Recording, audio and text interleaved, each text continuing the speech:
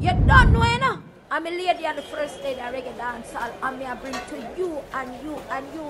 What me say? Jamaica from the outside. And Jamaica from the outside. And I'm me proud to be a Jamaican. But me say all of we barriers, them are broke down. All of we barriers, them are broke down. We are one united Jamaican. It again, it a spice up the soul.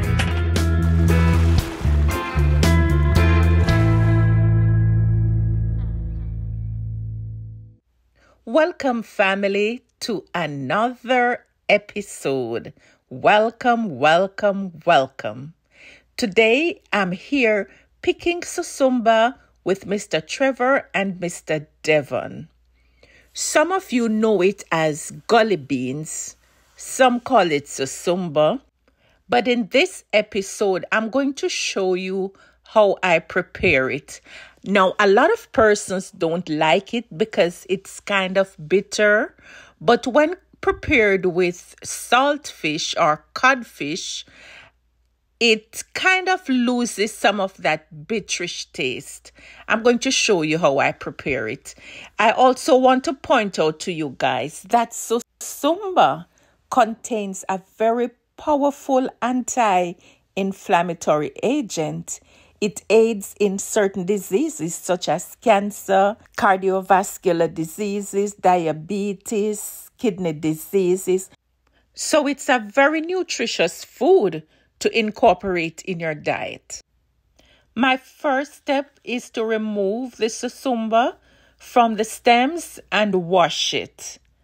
I'm also going to be using the boneless codfish, but whatever your preference is, that's fine. Of course, I'm going to soak the saltfish to remove some of the excess salt. So here we have the ingredients, guys. An assortment of peppers, bell peppers, red, green, yellow, so we can have an attractive looking meal. And also some tomatoes. I have a little black pepper and a little all-purpose seasoning. My first step is to boil the Susumba until it's tender. So just boil it, guys, and you can just check it periodically to make sure that it's kind of on the softer side.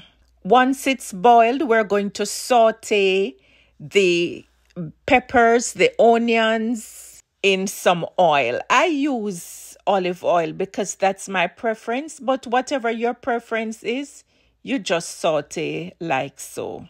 Once you have sauteed the onions and the sweet peppers, the next step would be to add the codfish. You would notice that sometimes I say codfish, sometimes I say saltfish, because it really doesn't make a difference. It's one and the same.